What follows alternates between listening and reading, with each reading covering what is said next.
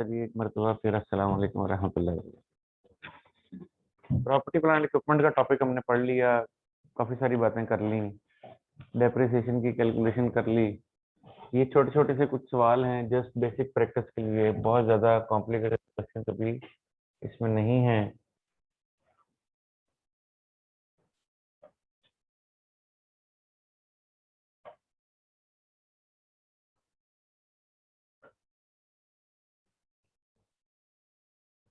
ये मैं आपको ग्रुप पे शेयर कर दूंगा, या वहां से लेके इसकी को प्रैक्टिस कर सकते हैं।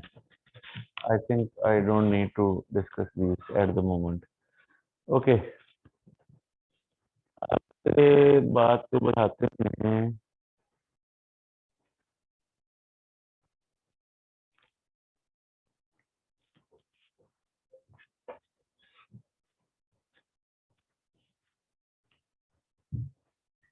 We have done this and this and this, this, this, this.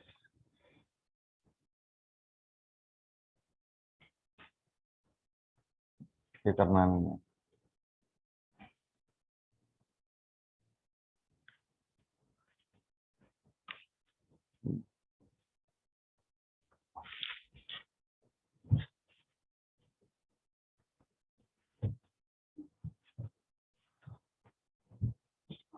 अगला टॉपिक हमारा है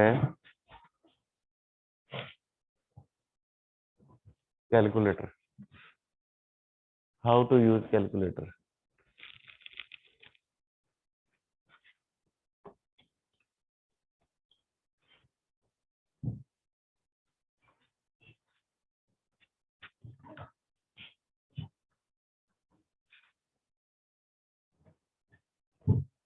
जी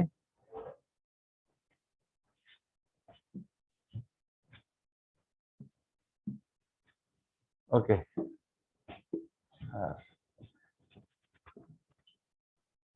अकाउंटिंग इक्वेशन।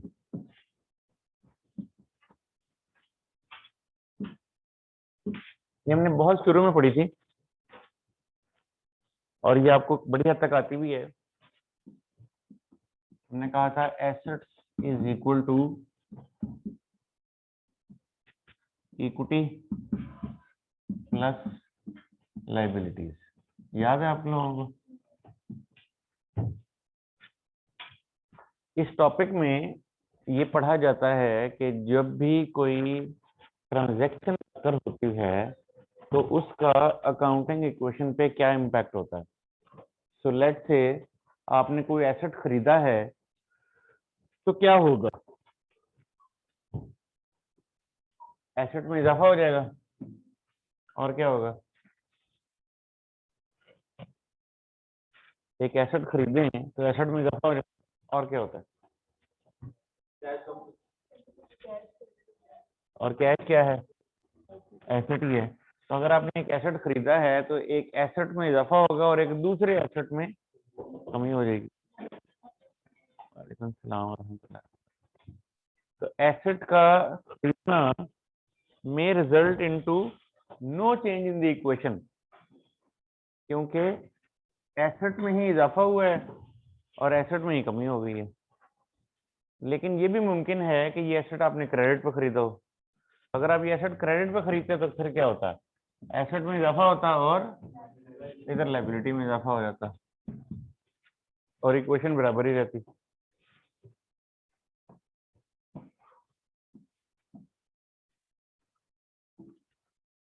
बस ये बात है, इसमें और कोई बात नहीं है। अब चूंकि अब आप ये सीख चुके हैं कि जर्नल एंट्रीज कैसे रिकॉर्ड होती हैं, तो आपके सामने कोई भी ट्रांजैक्शन आए तो आप उसकी जर्नल एंट्री बनाइए। उस जर्नल एंट्री में जो इम्पैक्ट पैदा हो रहा है वो इक्वेशन में डाल दीजिए। मिसाल के तौर पे मैं कहता हूँ कि आपका कोई एसेट है जो एक्सीडेंटली डैमेज हो गया है 50,000 रुपये और अब इसकी वैल्यू निल हो गई है, तो आप क्या एंट्री डालेंगे? एसेट को क्रेडिट कर देंगे, खत्म कर देंगे, क्योंकि एसेट तो खत्म हो गया। तो एसेट को खत्म करने के लिए क्रेडिट कर देंगे। डेबिट क्या करेंगे? लॉस को डेबिट कर देंगे।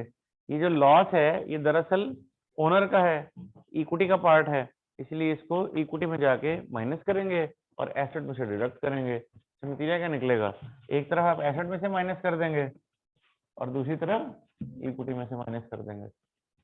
क्योंकि नफा होगा तो वो भी इक्विटी होल्डर का है, नुकसान होगा तो वो भी इक्विटी होल्डर का है। तो अब आपके पास जो एंट्री बनी थी लॉस डेबिट एसेट क्रेडिट, तो लॉस को आपने इक्विटी से डिडक्ट कर दिया और एसेट क्रेडिट को आपने एसेट से डिडक्ट कर दिया, तो एक क्वेश्चन इम्पैक्ट नजर आ गया। और कोई ट्रांजेक्शन देखते हैं। आपने ड्राइंग कर ली है कैश में, तो क्या नतीजा निकलेगा, ड्राइंग का मतलब है इक्विटी रिड्यूस हो गई है और कैश का मतलब है एसेट रिड्यूस हो गया, उधर से भी माइनस हो जाएगा, इधर से भी माइनस हो जाएगा। ठीक है। और क्या हो सकता है, मिसाल के तौर पे आपने किसी कस्टमर से पैसे लेने थे, वो 80% आपको रिकवर हो गए, 20% बैड हो गए। तो लाख रुपया था, 20,000 बैड हो गया, 80,000 मिल गया, क्या करेंगे, एसेट में 80,000 ऐड करेंगे और सॉरी कस्टमर से लाख रुपया लेना था, 80,000 मिल गया, 20 बैड हो गया, बताइए इफेक्ट क्या आएगा। एक तो हम कह रहे हैं 80,000 मिल गया तो कैश मिला है, तो एसेट में जमा कर देंगे, और क्या हुआ है, 20,000 बैड हुआ, उसको किधर ले जाए, लॉस है, इक्विटी में से 20,000 नफी कर देते हैं, और जी 1 लाख रुपया,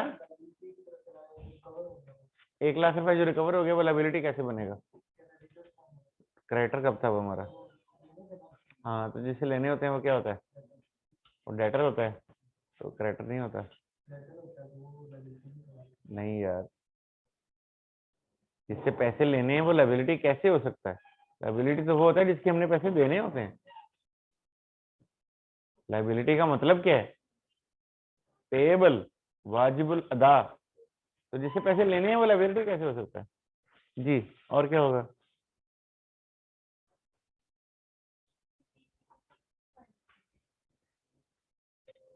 20 इक्विटी से क्यों माइनस किया है, क्योंकि बैडेट हुआ है, बैडेट क्या है, एक्सपेंस है, लॉस है, कौन भरेगा, मालिक, और ठीक है, तो ठीक है, यस 1 लाख रुपए एसेट साइड पे माइनस कर देंगे। दरअसल अगर आप एंट्री बना लें तो काम आसान हो जाएगा, बताइए एंट्री क्या होगी इसकी जी, कैश डेबिट 80,000 से, डेट डेबिट 20,000 से, रिसीवेबल क्रेडिट 1 लाख, यही एंट्री बनेगी। तो रिसीवेबल क्या है, एसेट, वो क्रेडिट हो रहा है, यानी कम हो रहा है, तो एसेट में से कम कर देंगे। कैश क्या है, एसेट, एसेट में ही जमा कर देंगे। और बैडेड क्या है, एक्सपेंस, इक्विटी में से नफी कर देंगे। तो देखिए इधर नेट रिजल्ट क्या है, 20,000 माइनस, इधर क्या है 20,000, इक्वेशन बराबर है।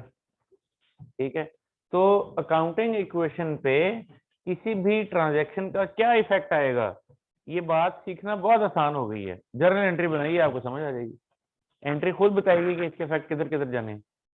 ठीक है,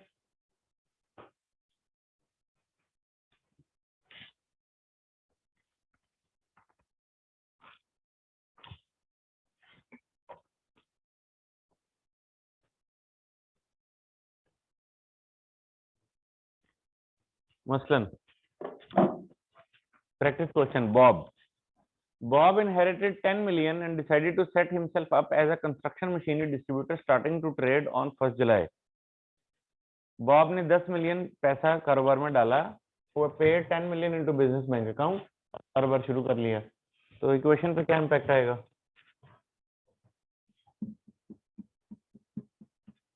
देखिए 10 मिलियन से एसेट बन जाएगा और 10 मिलियन से इक्विटी बन जाएगी। Bought machine 1 for 1 million cash, और एसेट ही इंक्रीज हो जाएगा, यानी इन्वेंट्री बाय कर लिया ना, तो इन्वेंट्री आपका एसेट है, तो एसेट में 1 मिलियन की इन्वेंट्री जमा हो जाएगी और 1 मिलियन का कैश कम हो जाएगा और दूसरी तरफ कुछ चेंज नहीं आएगा, तो इक्वेशन में कोई इम्पैक्ट नहीं आया। उसके बाद bought machine number 2 for 2.5 million, 2.5 million, again inventory में 2.5 मिलियन जमा हो जाएगा और कैश में 2.5 मिलियन नफी हो जाएगा, नो इम्पैक्ट। उसके बाद सोल्ड मशीन 1.5 मिलियन, अब 15 लाख की मशीन आपने बेच दी है कैश पे, तो एक तो आपके पास कैश आ गया, जमा करेंगे कैश 1.5 मिलियन से,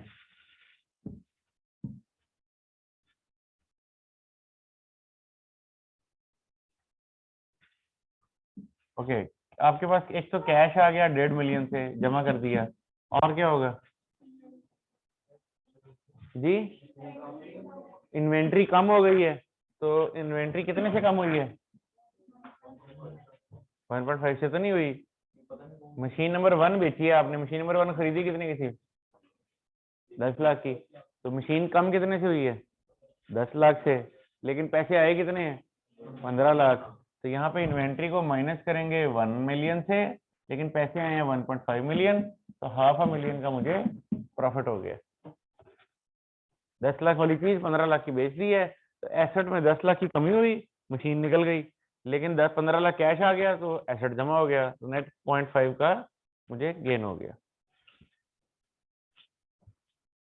फिर रेंट पे किया 3 लाख का, 0.3 मिलियन का, तो इधर कैश में से माइनस हो गया और उधर इक्विटी में से माइनस हो गया। भाई इनकम्स और एक्सपेंसेस इवेंचुअली किसके हैं? ओनर के हैं। तो इनकम्स और एक्सपेंसेस कहाँ चले जाएंगे? इक्विटी में चले जाएंगे। रिमेंबर हमने शुरू में फाइनेंशियल स्टेटमेंट बनाई थी, तो वहां हमने जो प्रॉफिट एंड लॉस से प्रॉफिट निकला था उससे लेके गए थे हम, स्टेटमेंट ऑफ फाइनेंशियल पोजीशन में कैपिटल में जमा कर दिया था हमने, यानी जो नफा नुकसान है वो किसका है? वो मालिक का है, तो इसलिए यहाँ पे मैं नफा नुकसान इक्विटी में डाल रहा हूँ।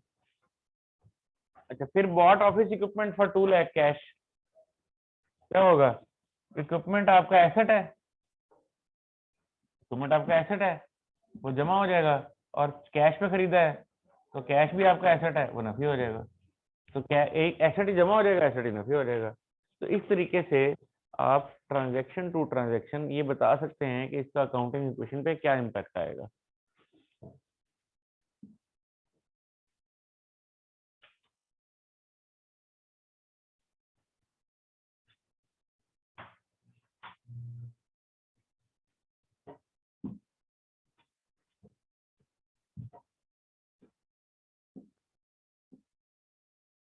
इसी तरह ये आगे भी इस तरह ट्रांजैक्शन नहीं है और आप इनका इम्पैक्ट बता सकते हैं। अब हम देखते हैं एक और तरह का सवाल।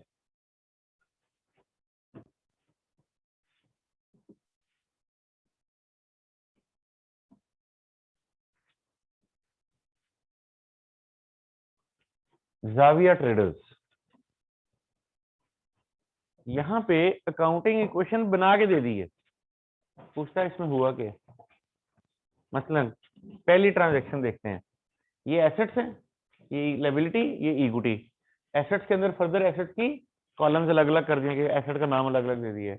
अब यहाँ नजर आ रहा है कि 55,000 से कैश कम हुआ है, यानी एसेट कम हुआ है, 1,15,000 से इक्विपमेंट इजाफा, और इधर ओनर इक्विटी में 60,000 का इजाफा हुआ है। क्या हुआ है यहाँ पे? यहाँ पे कोई इक्विपमेंट मेरे पास आया है, इक्विपमेंट एक्वायर हुआ है, कितने का? 55,000 रुपये उसकी कैश में पेमेंट कर दी है, और बाकी 60,000 वो ओनर ने अपनी जेब से दिया है, तभी वो उसकी इक्विटी में चला गया। अगर ओनर ने अपनी जेब से ना दिया होता तो फिर लायबिलिटी बन जाता। देखना, मैंने एक चीज खरीदी है 1,15,000 की, और 55,000 मैंने नकद दे दी है, तो पीछे 60,000 किसने दिए? अगर तो अभी मैंने दिया ही नहीं है तो लायबिलिटी होता, और अगर मालिक ने जेब से दिया है तो फिर मेरे लिए क्या बन गया? इक्विटी बन गया। तो मैं अब इस पहली लाइन की नरेशन क्या लिखूंगा?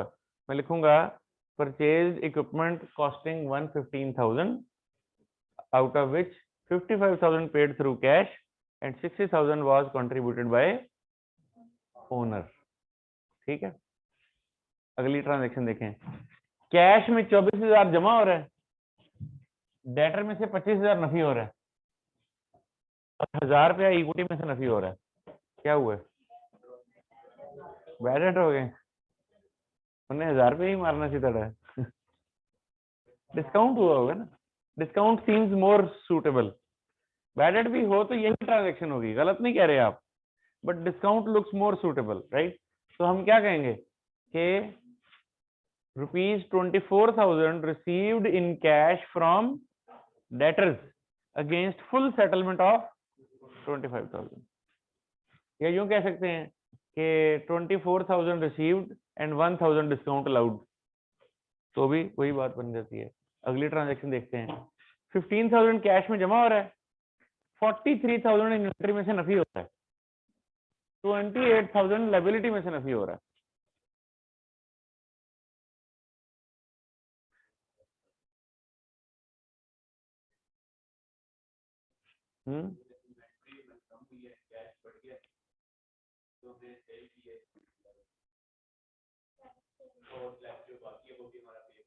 अगर हमने सेल किया तो उसमें लायबिलिटी क्यों कम हो रही है? फिर तो रिसीवेबल पैदा होना चाहिए था।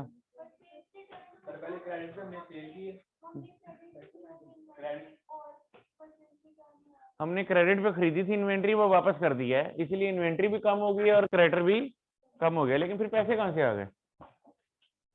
जी, क्रेडिट पे सेल की थी, ठीक है, इन्वेंट्री कम हो गई, ठीक है, और उसके बाद में 15,000 कैश है, लेकिन तो उससे इसलिए वो लायबिलिटी हमारी कम हो गई। जी, जिससे हमने चीजें बेची हैं उससे हमने चीजें खरीदी हुई थी, यानी वो मेरा सप्लायर भी था, ठीक है। तो उसकी लायबिलिटी कम हो रही है, इन्वेंट्री मारी जा रही है। ओके, यहाँ पे कोई अंदाजा?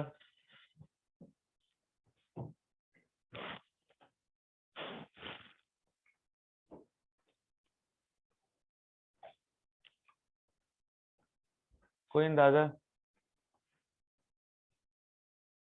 आप बताइए। आपसे पूछो, नहीं आपसे पूछो। हाँ,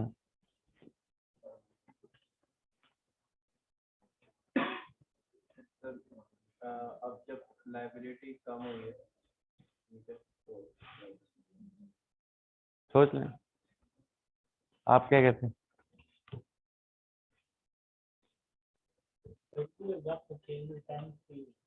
सेल भी हुई है और परचेज रिटर्न भी हुई है, गुड, ठीक है, एक्सप्लेन करें जरा नंबरों के साथ।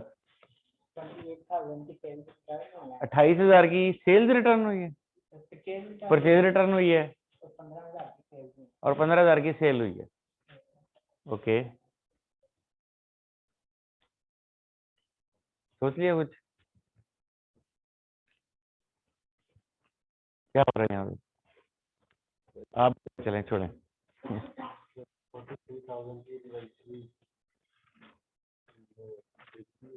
अच्छा,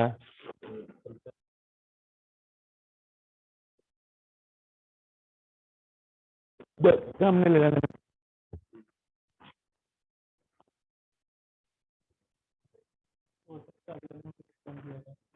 क्या?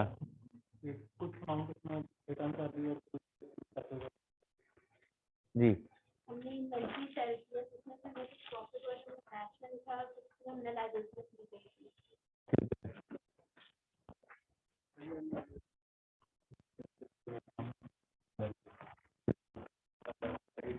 ठीक है, ठीक है,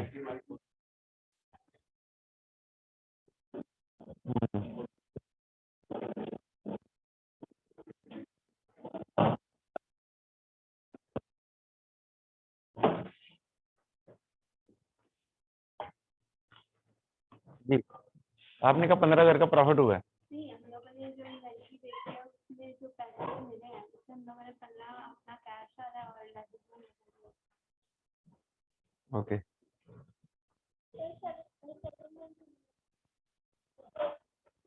कितनी सेल हुई है? सेल कितने की हुई है? 43 की हुई है।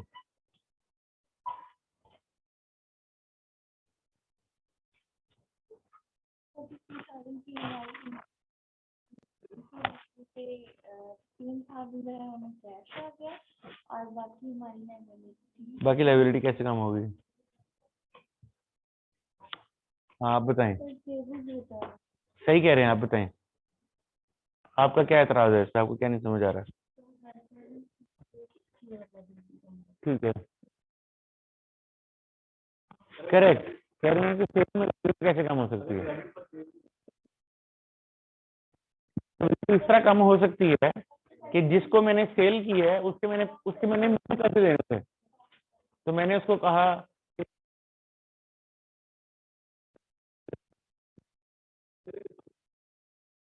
लोन लिया ₹1,00,000 का, और मैं स्टेशनरी खरीदी थी और मैंने बेची है, और पैसे लेने का टाइम है, मैंने कहा नहीं मुझे पैसा ₹1,00,000 देना था, खत्म। सेल भी होगी और लायबिलिटी भी कम होगी।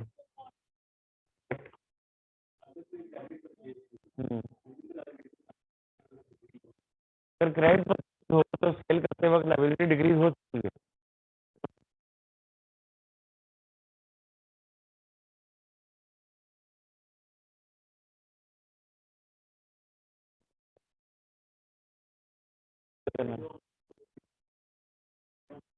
तो करेक्टर और डेटा सेम था, अदरवाइज तो जरूरी नहीं है कि वो सेम ना होता, तो फिर ये सेल रिटर्न भी तो हो सकती है। सेल रिटर्न में तो वापस इन्वेंट्री ऐड होती है, ये तो इन्वेंट्री माइनस हो रही है।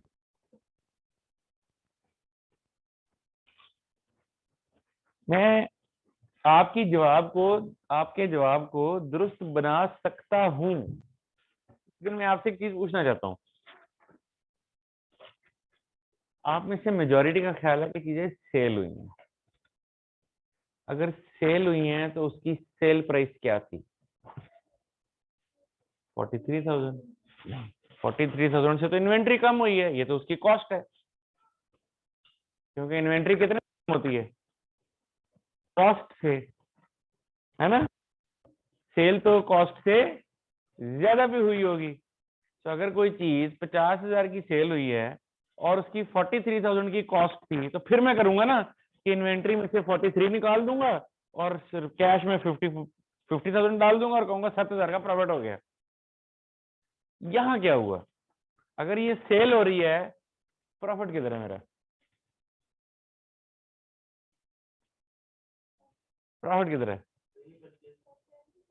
अच्छा चलिए, अब हम परचेज की बात करते हैं। ये परचेज रिटर्न हो सकती है, ये सेल भी हो सकती है, बशर्ते कि मैं एज्यूम कर लूं कि मैंने चीज जितने की खरीदी थी उतने की बेच दी है।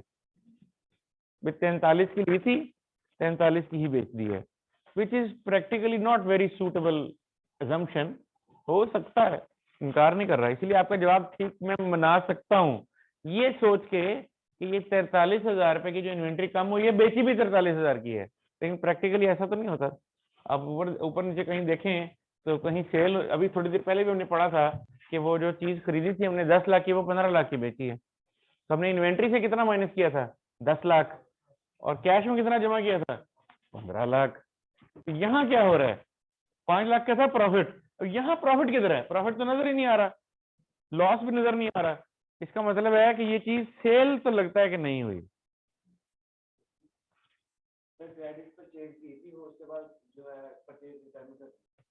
ओके, इन्होंने क्रेडिट परचेज की थी और फिर उसको चीजें वापस दे दी, फिर उसको चीजें वापस दे दी। अब जब चीजें वापस दी तो इन्वेंट्री कम हो गई, उतने से ही लायबिलिटी कम होनी चाहिए थी। पैसे कहां से आ गए?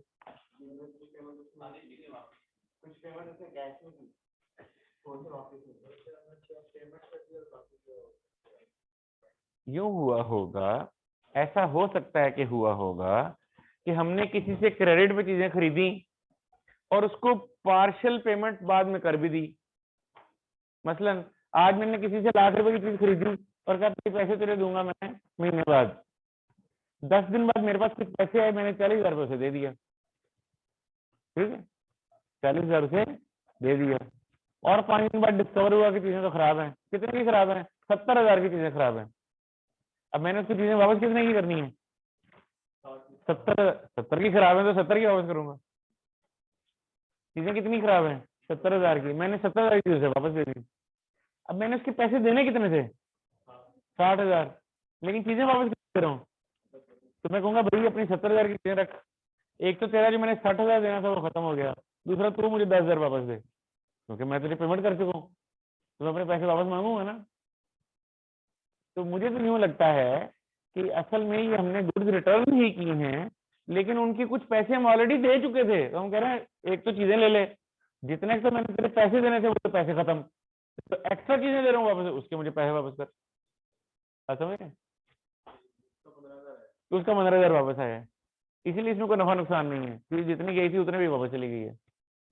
ठीक है। अच्छा, अब इसको आसान करने के लिए यूं हो सकता है, जैसे आप कह रहे थे कि मैं कहूं कि जी मैंने 15,000 की चीजें कैश परचेज की थी, 28,000 की चीजें क्रेडिट परचेज की थी, क्रेडिट परचेज भी वापस दे दी है, कैश परचेज भी। तो जो क्रेडिट परचेज वापस दी है उसकी लायबिलिटी खत्म हो गई, और जो कैश परचेज वापस दी उसके पैसे वापस ले लिए। ऐसे ही हो सकता है। तो मुझे सूटेबल एजम्पशन यही लगती है कि मैं कहूं ये परचेज की रिटर्न हुई है, goods purchase have been returned. ठीक है। अब उसकी आप दो लाइनें बना सकते हैं कि goods purchased on credit 28,000 has been returned, goods purchased on cash 15,000 have been returned and cash has been recovered. कैसे वापस ले लिए। ठीक है। और अगर आप समझते हैं कि नहीं इसमें सेल हुई है कोई, तो फिर इसके साथ मुझे ये एज्यूम करना पड़ेगा कि sale no profit no loss पे हुई है, जितने की खरीदी थी उतने की सेल हो गई। फिर मैं ये कहूंगा goods costing 43,000 have been sold for 43,000, out of which 15,000 has been received and 28,000 has been contract settled with the debtor. The debtor is payable, right? तो ये एक चीज इस तरह बन सकती है। तो ठीक दोनों तरह से हो जाएगा, यानी इक्वेशन दोनों तरह से फिट हो जाएगी, लेकिन ज्यादा सूटेबल मुझे लगता है कि इसको परचेज रिटर्न ट्रीट किया जाए। जैसे अभी मैंने पिछले पॉइंट को कहा था कि आप यहाँ कहते हैं 1,000 रुपये बैड डेट हो गया है, तो ठीक वैसे भी हो जाएगा। जाहिर है अगर मैं ये कह दूं कि एक बंदे से 25,000 लेना था, 24,000 मिल गया और 1,000 बैड डेट हो गया है, तो भी यही क्वेश्चन बनेगी।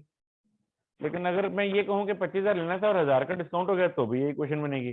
तो जवाब दोनों सूरतों में ठीक ही है, ज्यादा सूटेबल लग रहा है। 25,000 से 25,000 की इक्विटी भी माइनस हो गई, ये कहते हैं ड्राइंग हो गई है, और उसके कोई पैसे रिकवर नहीं, काम हो सकते हैं। यानी कुछ इक्विपमेंट है जो ओनर घर ले गया उठा के, तो ड्राइंग हुई है, इक्विटी से माइनस और इक्विपमेंट से माइनस। अल्टरनेटिवली इक्विपमेंट डैमेज हो गया और उसकी कोई पैसे रिकवर नहीं हुए, 25,000 का इक्विपमेंट डैमेज हो गया और कोई नुकसान हो गया, तो इक्विपमेंट से माइनस और इक्विटी से, दोनों तरफ से ठीक है। उसके बाद 1,50,000 से डेटर में इजाफा हुआ है, 1,20,000 से इन्वेंट्री में कमी हुई है, और 30,000 से ओनर इक्विटी में इजाफा हुआ है। ये क्रेडिट सेल हुई है। Goods costing 120,000 have been sold on credit for rupees 150,000। और फिर है 13,000 से इक्विटी में माइनस हुआ है और 13,000 से इक्विटी में प्लस हुआ है।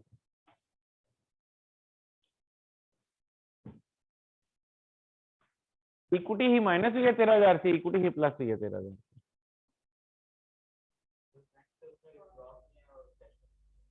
तो उससे तो एसेट में जमा होना चाहिए था और एसेट में नफी होना चाहिए था, इक्विटी तक ही लेन देन हो गए। उसने मैंने लॉस खुद ही रिकवर कर लिया। मसलन कैसे? मसलन क्या नुकसान हुआ, कहां से ड्रॉ कर लिया?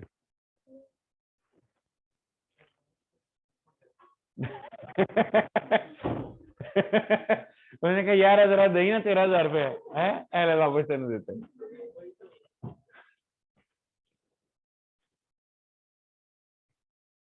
जी लेकिन हुआ क्या है, 13,000 इक्विटी में से माइनस हो गया, 13,000 इक्विटी में जमा हो गया। ये जो आप कह रहे हैं कि उसने अपना लॉस खुद ही रिकवर कर लिया, इसको जरा एलेबोरेट करें, हो सकता है हम सही जवाब की तरफ कर दें।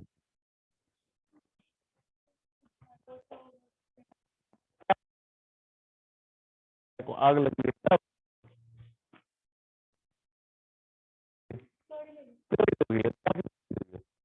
तो कमी नहीं होती नजर आ रही।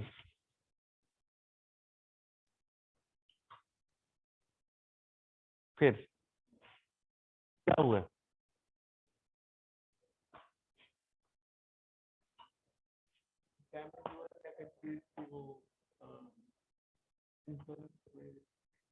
ठीक है, गुड्स डैमेज हुई है लेकिन उसकी इंश्योरेंस कराई हुई थी, तो अगर गुड्स डैमेज हुई है और इंश्योरेंस कराई हुई थी तो गुड्स तो डैमेज हुई है ना, तो गुड्स में से माइनस होना चाहिए था इन्वेंट्री में से।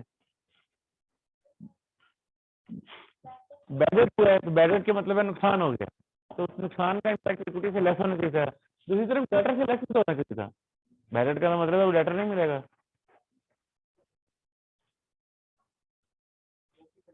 जी गलती से लिख दी।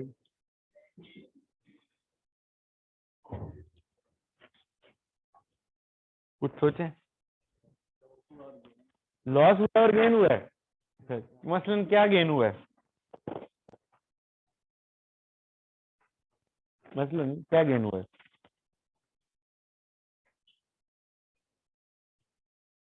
इसलिए आप इसको डबल एंट्री के अंदाज में नहीं सोच रहे। जब आप कहते हैं करेक्ट, एक बिजनेस एक्सपेंस है जो ओनर ने पे कर दिया, जब ओनर पे करेगा तो ये उसका इक्विटी कंट्रीब्यूशन बन जाएगा, तो कैपिटल में जमा हो जाएगा। और क्योंकि एक्सपेंस पे तो एक्सपेंस तो लॉस है, एक्सपेंस का क्या होगा, इक्विटी में से नफी हो जाएगा। मिसाल के तौर पे आपने रेंट पे करना था, मालिक ने पे कर दिया, तो क्या एंट्री डलेगी, रेंट डेबिट कैपिटल क्रेडिट, तो कैपिटल क्रेडिट कैपिटल में चला गया और रेंट एक्सपेंस इक्विटी में से नफी हो गया। ठीक है, डबल एंट्री सोचें इसकी तो फिर बात बनेगी। जब आप यूनिलेटरल साइड सोचते हैं ना, मसलन जिस तरह इन्होंने कहा, आप सबने भी यही कहा लेकिन एग्जांपल इनकी दे रहा हूँ, जिस तरह इन्होंने कहा कि लॉस हुआ है और गेन हुआ है, अगर लॉस हुआ है तो लॉस डेबिट है तो कोई चीज क्रेडिट भी तो होगी ना, वो क्या है, यहाँ तो कुछ नहीं नजर आ रहा। और अगर गेन हुआ है तो कोई गेन क्रेडिट है तो कोई चीज डेबिट भी तो होगी ना, यहाँ तो कुछ नहीं नजर आ रहा। बात समझ नहीं, लॉस डेबिट गेन क्रेडिट तो एंट्री नहीं हो सकती, नहीं हो सकती ना। तो गेन की एंट्री अलग होगी, लॉस की एंट्री अलग होगी। लॉस अगर डेबिट हुआ तो कुछ क्रेडिट हुआ होगा, वो क्या चीज है, कैश, इन्वेंट्री, इक्विपमेंट। क्या लॉस हुआ है, क्या चीज जली है, क्या चीज खराब हुई है, क्या नुकसान हुआ है, वो चीज क्रेडिट तो हुई होगी ना, यहाँ कुछ नहीं क्रेडिट होता नजर आ रहा। इसी तरह अगर गेन हुआ है तो कुछ पैसे आए होंगे कहीं से, कोई मुनाफा हुआ होगा, कुछ तो हुआ होगा, यहाँ कुछ नहीं होता नजर आ रहा। इसका मतलब है कोई ऐसी चीज हो रही है जिसमें डेबिट भी इक्विटी है और क्रेडिट भी इक्विटी और एक ही एंट्री हो। ठीक है, तो इस तरह से आप सोच सकते हैं कि क्या हुआ होगा।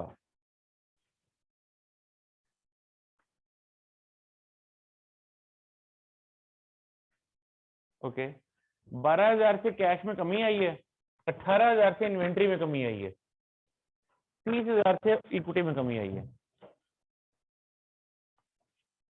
बैलेट, यार कैसे कर लेते हैं आप ये, बैलेट हुआ है तो उसका डेटर में भी तो इम्पैक्ट आना चाहिए। ड्राइंग हुई है, यानी इसको नरेट करें आप, बिल्कुल दुरुस्त जवाब है आपका, नरेट कर दें इसे अंग्रेजी में।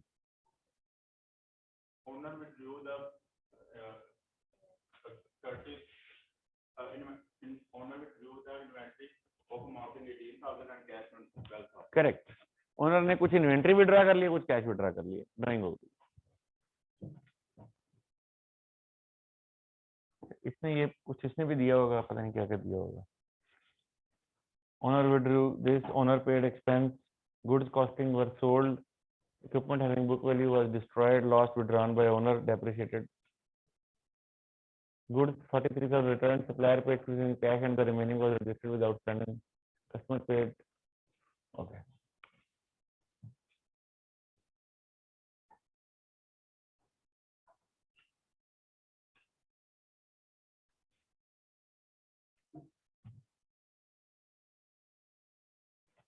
$50,000 कैश में जमा हुआ है, 50,000 डेटर में जमा हुआ है, 75,000 इन्वेंट्री में नफी हुआ है, 25,000 इक्विटी में जमा हुआ है। 1,00,000 रुपए की सेल हुई है, गुड्स कॉस्टिंग 75,000, 75,000 वाली चीजें ₹1,00,000 की बेच दी है, आधे पैसे कैश में मिल गए हैं, आधे का उधार हो गया, लिहाजा 25,000 का मुनाफा भी हो गया। ओके, कैश में 20,000 जमा हुआ है लेकिन डेटर में से 50,000 नफी हो गए, और इक्विटी में फिर से 30,000 नफी हो गया। यहाँ बैड एट सूटेबल लगता है, यहाँ डिस्काउंट नहीं लगता, 50,000 में से 30,000 का डिस्काउंट नहीं होता, ये बैड लग रहे हैं।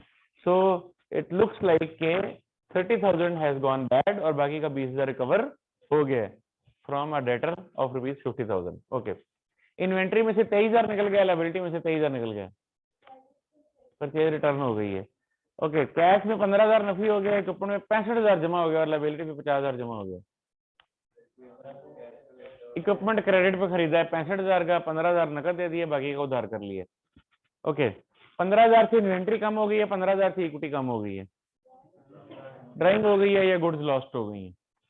ओके, फिर 60,000 से कैश जमा हुआ है, 55,000 से इक्विपमेंट नफी हुआ है और 5,000 से ओनर इक्विटी जमा हो गई है। इक्विपमेंट सेल कर दिया है, 55,000 उसकी बुक वैल्यू है, 55,000 उसकी कैरिंग अमाउंट है, ये WDV है। 55,000 की WDV वाला इक्विपमेंट 60,000 का बेच दिया है और नकद पे बेच दिया है। 2500 कैश में से कम हो गया है, 17,500 डेटर में से कम हो गया है और 20,000 लायबिलिटी में से कम हो गया। नरेट कर दें, कॉन्ट्रा ही हो रहा है।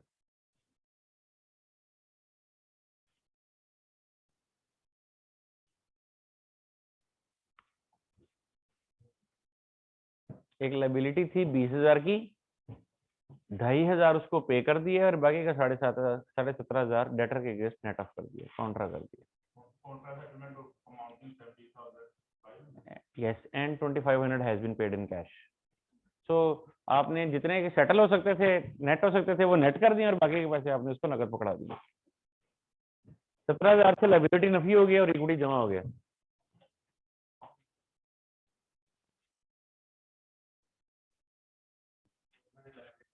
ओनर ने लायबिलिटी जाती पैसों से पे कर दिया, लिहाजा लायबिलिटी खत्म हो गई और ओनर का कैपिटल इंजेक्ट होता है। मसलन बैंक का लोन था, ओनर ने पर्सनल पैसों से पे कर दिया, तो लोन डेबिट हो जाएगा और कैपिटल क्रेडिट हो जाएगा। 35,000 से डेटर कम हो गए और 28,000 जमा हो गई और 7,000 की इक्विटी नफी हो गई है। सेल्स रिटर्न हुई है, goods costing 28,000 which were sold for 35,000 have been returned. वो चीजें जो 28,000 की थी लेकिन बेची 35,000 की थी, वो वापस आ गई हैं। अब जब वापस इनमें तो जाहिर है इन्वेंट्री में वो अपनी कॉस्ट से वापस 28,000 से जमा हो गई हैं, लेकिन बेची तो 35 की थी, तो डेटर 35 से कम हो गया है और जो पहले मुनाफा हुआ था आज वो मुनाफा रिवर्स हो गया, तो 7,000 से नुकसान हो गया। आखिरी बात, कैश में 39,200 निकल गया है, लायबिलिटी में 40,000 निकल गया और 800 रुपए का मुनाफा हो गया। डिस्काउंट, क्रेडिटर को पेमेंट की है और 800 का डिस्काउंट ले लिया। ठीक है जी। सो आपको अकाउंटिंग इक्वेशन आई बिलीव के समझ में आ गई है। अब इस फॉर्म में देखें तो एक छोटा सा चेंज क्या है, पहले यहाँ पे हेड्स लिखे हुए थे और यहाँ पे डेट आ रही थी, सिर्फ ट्रांसपोज किया टेबल को और कुछ नहीं किया। देखा ना, ये डेट समझ लें, ये डेट 1 2 3 4 है और ये हेड्स हैं। यहाँ उन्होंने सिर्फ क्या किया, टेबल ट्रांसपोज कर दी, इधर एसेट्स वगैरह के टाइटल आते हैं और इधर डेट्स आते हैं। अब हमने ट्रांजैक्शन को यूं नहीं पढ़ना, अब हमने यूं पढ़ना है कि 3 तारीख को इन्वेंट्री में से 17 जमा हो गया, कैश में से 4.5 4.25 नफी हो गया और बाकी का 12.5 पेबल में जमा हो गया, बस यही बना। तो इन्वेंट्री 17 से जमा हुई है, कैश 4.25 से नफी हुआ है और पेबल में 12.75 हुआ है। इन्वेंट्री खरीदी है, टोटल इन्वेंट्री खरीदी है 17 की, 4.25 की पेमेंट कर दी और बाकी उधार कर लिए। तो इस तरह से इसको भी किया जा सकता है। ये जो प्रैक्टिस क्वेश्चन है नंबर 6, सफा नंबर 74, पीडीएफ का सफा 78 है, इसके ऊपर ये वाला सवाल आप खुद ही कर लीजिएगा।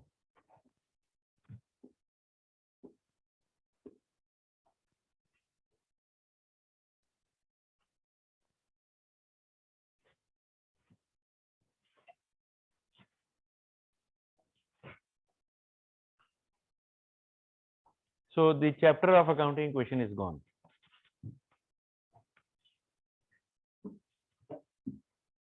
ठीक है, बाय द वे हम चैप्टर नंबर 1 ऑलरेडी कर चुके हैं, शुरू में हमने पढ़ लिया। चैप्टर नंबर 2,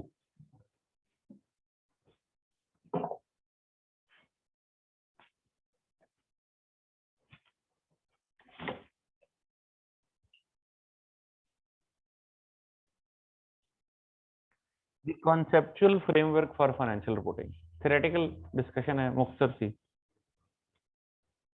कॉन्सेप्चुअल फ्रेमवर्क, ये जो हम जितनी भी अकाउंटिंग पढ़ रहे हैं इसके ऊपर बहुत सारे अकाउंटिंग स्टैंडर्ड एग्जिस्ट करते हैं जिनको हम फॉलो कर रहे हैं, जिनको हम क्या बोलते हैं, IFRS, international financial reporting standard, जिसमें IAS 2 हमने पढ़ा इन्वेंट्रीज, IAS 16 हमने थोड़ा सा पढ़ा प्रॉपर्टी प्लांट इक्विपमेंट, इस तरह और भी बहुत सारे हैं।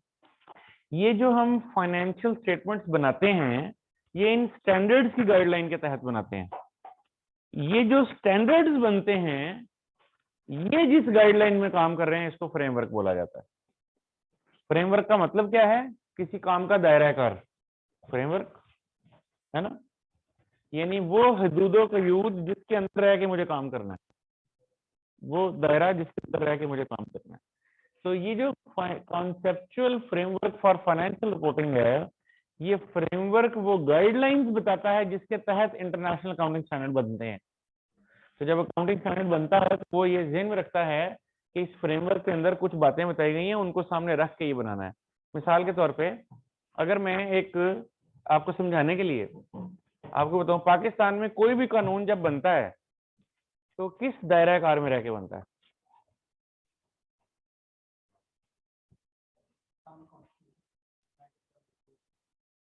बिल्कुल ठीक बात है, कॉन्स्टिट्यूशन के हदूदों कयूद के अंदर रह के बनता है, आप सही कह रहे हैं। उसमें से अगर कोई एक चीज आप बताना चाहें जो सबसे ज्यादा आपने किताबों में पढ़ी हुई होगी, ऑब्जेक्टिव रेजोल्यूशन, करारदादे मकासद, क्या कहती है वो? कॉन्स्टिट्यूशन में जो रेजोल्यूशन, ऑब्जेक्टिव रेजोल्यूशन है, वो ये कहती है, जो आप कह रहे हैं, आप में से कुछ लोगों की आवाज आ भी रही है, कि पाकिस्तान में जो भी कानून बनेगा शरिया के अंदर रह के बनेगा, और अगर कोई कानून उससे बियॉन्ड होगा तो it will be treated as null and void, right? ये बुनियादी असूल है, ऐसे ही है। इसका मतलब साजी का एक फ्रेम। तुम अब जब भी आपको कानून बनाते तो बहुत सारे ऑब्जेक्टिव आपके जहन में होंगे, उनसे एक ऑब्जेक्टिव ये भी ऐसे। तो ये फ्रेमवर्क वो गाइडलाइन प्रोवाइड कर रहा है जिसके तहत मुझे अकाउंटिंग स्टैंडर्ड बनाने हैं। हाँ, ये फ्रेमवर्क ही इस बात की इजाजत भी देता है, इस बात की इजाजत देता है कि कहीं कहीं पे जहां जरूरी हो आप बाहर निकल भी सकते हैं, यानी वो बाहर भी हम इसकी इजाजत से निकल रहे हैं। ठीक है, मिसाल के तौर पे एक बुनियादी सा असूल है कि कोई कंपनी इंटरनेशनल अकाउंटिंग स्टैंडर्ड को डेविएट नहीं कर सकती। सो अगर आप अगर आप एक कंपनी है और फाइनेंशियल रिपोर्टिंग के लिए IAS 2 इन्वेंट्री को अप्लाई कर रहे हैं, तो आप कॉस्ट कैसे निकालेंगे? वेटेड एवरेज से निकालेंगे या LIFO से निकालेंगे? एक कंपनी है वो कहती है मैं तो LIFO लगाऊंगा, लास्ट इन फर्स्ट आउट। अब क्या वो कर सकती है? बात नहीं कर सकते, आप अकाउंटिंग स्टैंडर्ड को डेविएट नहीं कर सकते। लेकिन ये फ्रेमवर्क हमें ये गाइड करता है कि ऐसी सरकमस्टांसेस पैदा हो सकते हैं जहां पे आपको ये लगे कि दरअसल मुझे स्टैंडर्ड से डेविएट करना है, तो कर लीजिए। अब वो क्या सरकमस्टांसेस है? जाहिर है इस सारी अकाउंटिंग की जो, जिसको कहना चाहिए ना, जो इसका फोकस है वो ये है कि जो फाइनेंस बनेगी वो ट्रू एंड फेयर होनी चाहिए। कि जब मैं अपनी स्टेटमेंट ऑफ फाइनेंशियल पोजीशन किसी को दिखाऊं, जब मैं अपना प्रॉफिट एंड लॉस किसी को दिखाऊं, तो वो ट्रू एंड फेयर होना चाहिए, उसमें कोई गलती नहीं होनी चाहिए, उसमें कोई फ्रॉड नहीं होना चाहिए, उसमें कोई बायस नहीं होना चाहिए, वो न्यूट्रल होनी चाहिए। लोगों को देख के पता चले कि जो भी मेरी इस वक्त सलाहियत है, जो भी मेरी परफॉर्मेंस है, वो लोगों को पता चलनी चाहिए। यही है। अब फर्ज कर लीजिए कि मैं किसी कंपनी में इस नतीजे पे पहुंचता हूं कि फलां स्टैंडर्ड की फलां क्लॉज को अगर मैं फॉलो करूं तो मेरी financial statement true and fair नहीं रहती। तो स्टैंडर्ड कहता है हमारा मकसद तो true and fair view achieve करना है। ये स्टैंडर्ड इसलिए बनाए जा रहे हैं कि ये financial statement true and fair हो जाएं। तुम्हारे ख्याल में अगर स्टैंडर्ड को फॉलो करने से ये ट्रू एंड फेयर नहीं रहेगी, तुम स्टैंडर्ड मत फॉलो करो, तुम वो करो जिससे ट्रू एंड फेयर हो जाएंगे। तो वहां डेविएशन की इजाजत दे दी गई। ठीक है, अब ये डेविएशन जब आप करेंगे तो जाहिर है ये कुछ आम, ये कोई बहुत स्पेशल सिचुएशन लगती है। अब यहाँ पे वो आपसे कुछ एक्स्ट्रा बातें मांगता है। वो स्टैंडर्ड ये कहता है कि पहली बात मुझे ये बताओ कि कौन सा अकाउंटिंग स्टैंडर्ड है जिसको तुम डेविएट कर रहे हो। मैं बताऊंगा जी IS2 डेविएट इन्वेंट्री। फिर पूछता है बताओ IS2 में से क्या चीज डेविएट कर रहे हो। मैं कहूंगा FIFO की जगह LIFO लगा रहा हूँ। फिर वो मुझसे पूछेगा क्यों कर रहे हो। अब मुझे वहां पे आर्गुमेंट देना कि क्यों FIFO मेरे ख्याल में मेरी तो या वेटेड एवरेज भी मेरी फाइनेंशियल स्टेटमेंट को अनफेयर कर रहा था, जिसकी वजह से मुझे उसको फेयर करने के लिए LIFO पे जाना पड़ा। अगर मैं ये साबित कर पाऊंगा तो अच्छी बात है, नहीं कर पाऊंगा तो डेविएट नहीं कर सकता। फिर अगली बात पूछता है, तो ठीक है तुमने अपनी मर्जी बताओ, अगर तुम स्टैंडर्ड फॉलो करते फिर तुम्हारा प्रॉफिट क्या होता, फिर तुम्हारे एसेट्स क्या होते, फिर तुम्हारी फाइनेंशियल पोजीशन क्या होती।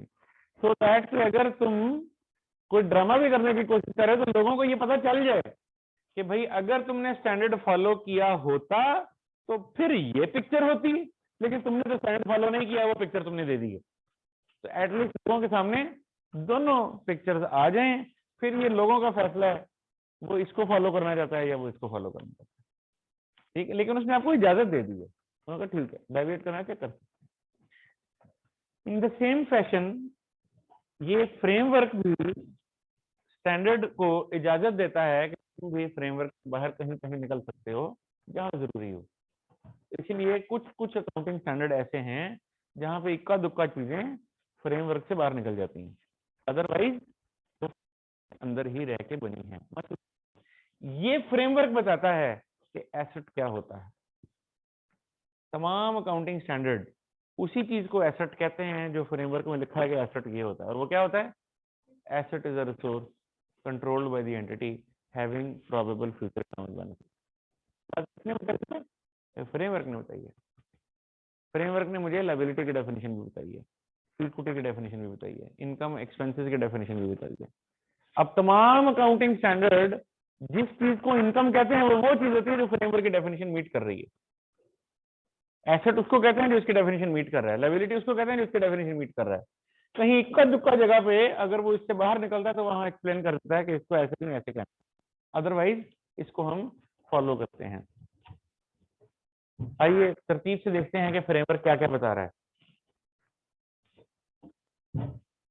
ये जो सारी मैंने आपको स्टोरी सुनाई है सिर्फ एक माहौल आपको दिया है कि ये बातें क्या हो रही हैं। अब तरतीब से देखने जा रहे हैं हम।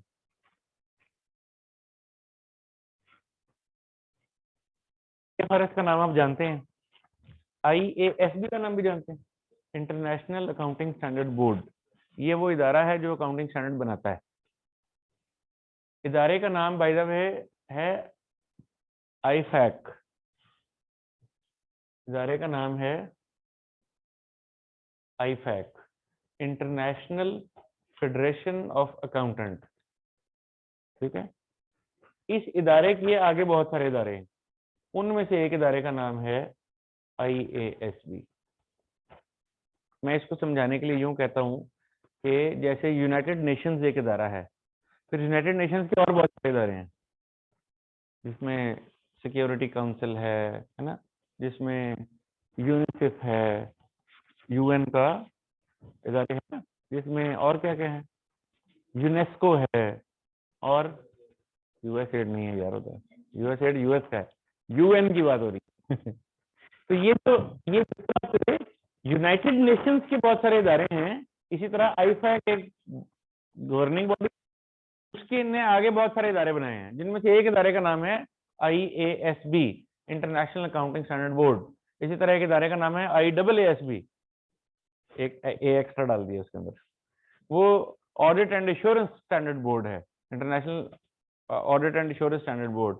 फिर इसी तरह एक इदारे का नाम है international accounting education standard board, IAESB, right. इस तरह से मुख्तलिफ इदारे हैं। तो ये IASB स्टैंडर्ड बनाता है, यानी IFRS बनाता है, और इसी IASB ने ही ये फ्रेमवर्क बनाया है। ये तो मैं सिर्फ तारुफ करवा रहा हूं आपको। अच्छा, एक एक चीज यहां लिखी हुई है, इफाज,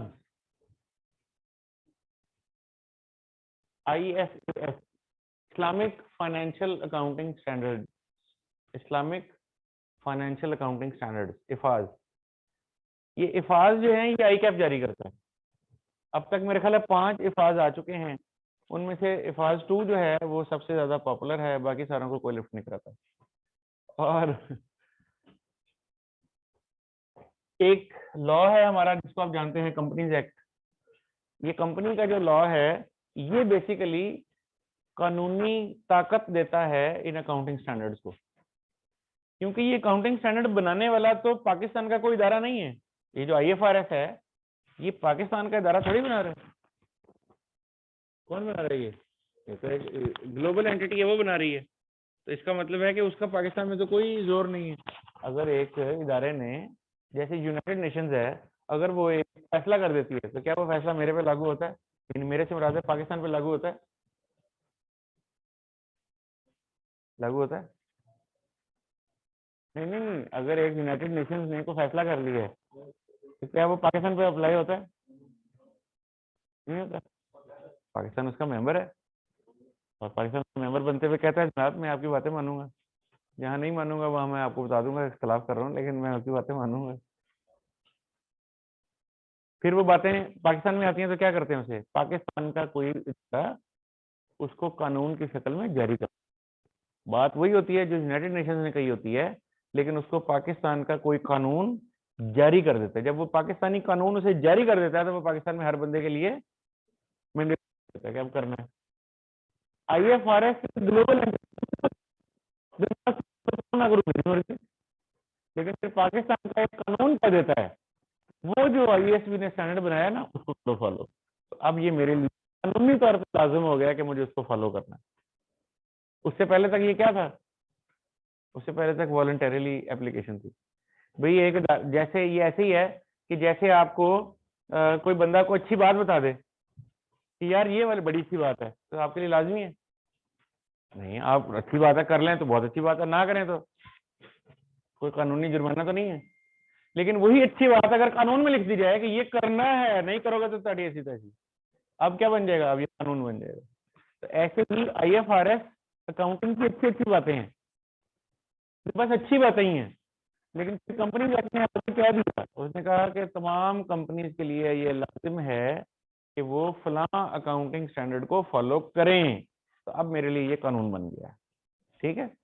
इसीलिए यहाँ पे तज़किरा हो रहा है notified under the companies act, यानी ये स्टैंडर्ड तो बनते हैं लेकिन फिर इसको कंपनीज एक्ट के तहत नोटिफाई किया जाता है कि भाई अब आपके लिए कानून बन गया है। तो हमारे लिए तमाम अकाउंटिंग स्टैंडर्ड कानून बन चुके हैं, हमें उसको फॉलो करना है। हाँ, अगर कोई ऐसा अकाउंटिंग स्टैंडर्ड है जिसको अभी तक पाकिस्तानी कानून के मुताबिक नोटिफाई नहीं किया गया, वो मेरे लिए कानून नहीं है। वो मैं फॉलो करूं तो ठीक है, ना करूं तो मुझ पर कोई बार नहीं है, मुझे कोई कानून जुर्माना नहीं लगा सकता। तो ये जैसे एक तारुफ के तौर पे आपको बताया जा रहा है, और अभी तक इसमें हमने कोई बात तो नहीं सीखी ना जी ऐसी जिसका अकाउंटिंग से कोई ताल्लुक हो। ओके, ये अब यहां से फ्रेमवर्क की बातें शुरू हो रही हैं। ये फ्रेमवर्क ऑब्जेक्टिव बताता है फाइनेंशियल स्टेटमेंट बनाई क्यों जाती है। तो मैंने आपको पहली चीज क्या बताई थी, फाइनेंशियल स्टेटमेंट क्यों बनाई जाती है? ताकि किसी बिजनेस की financial position, financial performance communicate हो सके एक ऑनेस्ट तरीके से, ट्रू एंड फेयर व्यू देते हुए, यूजर को जनरल मिल सके ताकि वो उसकी बेसिस पे अपने डिसीजन ले सके।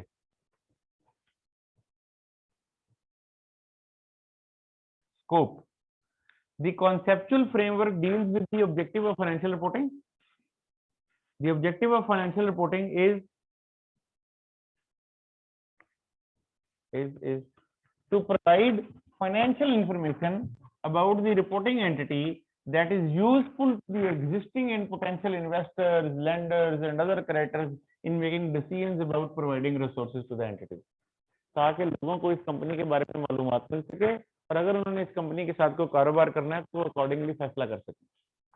मसलन एक बैंक ने लोन देना है तो वो फाइनेंशियल स्टेटमेंट देख के ये फैसला कर सके कि मुझे इसको लोन देना है या नहीं देना। जाहिर है कि जब कोई शख्स किसी को लोन देता है तो वो सिर्फ फाइनेंशियल स्टेटमेंट की बुनियाद पर फैसला नहीं करता, और भी बहुत सारी चीजें देखता है, लेकिन फाइनेंशियल स्टेटमेंट एक की रोल प्ले करती है उसके इस फैसले में। मिसाल के तौर पे अगर एक कंपनी है मिस्टर एक्स की, और वो कंपनी की फाइनेंशियल स्ट्रेंथ बहुत ही जबरदस्त है, बहुत ही जबरदस्त है, और आपके हाथ में वो आई है, आपने लोन देना है उसको 50 करोड़ रुपए का, 500 मिलियन का, तो इस बहुत ही जबरदस्त फाइनेंशियल स्टेटमेंट है, तो आप उसको पैसे दे देंगे? मोस्ट प्रोबेबली दे देंगे। आपकी इन्फॉर्मेशन में ये ऐड होता है कि वो जो मिस्टर एक्स है उसका नाम है अल्ताफ हुसैन। मौलाना अल्ताफ कौन आ गए? अल्ताफ हुसैन हाल ही हो सकते थे। नहीं नहीं, मैं अल मशहूर अल्ताफ हुसैन लंदन वाले उनकी बात कर रहा हूँ जी। अब आप बताइए, अब आप उनको पैसे दे देंगे? अब तो आपको जरूर देने चाहिए। अब आपका फैसला शायद ये हो सकता है कि दे दें, और शायद ये हो सकता है कि ना दें। इसका मतलब ये हुआ कि फैसला सिर्फ फाइनेंशियल स्टेटमेंट तो नहीं करवाती, और भी फैक्टर्स होते हैं जो आप देखते हैं। मैंने जस्ट एक एग्जांपल के तौर पे एक चीज ऐड की है। तो हो सकता है लोन देने वाला ये भी देखे कि मैं किसको लोन देने जा रहा हूँ, उसकी फाइनेंशियल स्टेटमेंट तो ठीक है, बट क्या मुझे इस शख्स के साथ कारोबार करना है कि नहीं करना? हो सकता है अपना करना चाहें, हो सकता है करना चाहें। तो ये तो बात तय है कि सिर्फ फाइनेंशियल स्टेटमेंट की बुनियाद पर फैसला नहीं होगा, लेकिन इसको भी देखा जाएगा। अब एक बिजनेस ग्रुप है, बहुत अच्छा बिजनेस ग्रुप है, मिसाल के तौर पर Alkaram, Alkaram Alkaram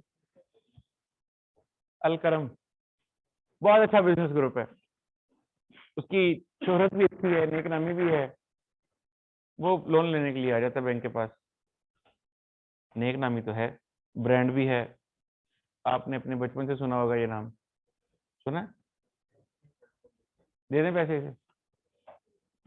financial statement bleed कर रही हैं, वो चीख चीख के कह रही हैं कि मेरे हालात खराब हो चुके हैं, कंपनी सवेयर लॉसेस में चली गई है। दे देंगे पैसे? शायद नहीं देंगे, शायद अभी भी आप दे दें, कोई और रीजन हो सकती हैं, लेकिन फाइनेंशियल स्टेटमेंट एक की रोल प्ले करती हैं आपका फैसला करवाने में। यही बात बताने की कोशिश की जा रही है यहाँ पे कि the objective of general purpose financial reporting is to provide financial information about the reporting entity that is useful to existing and potential investors, lenders and other creditors in making decision and providing resources to the entity.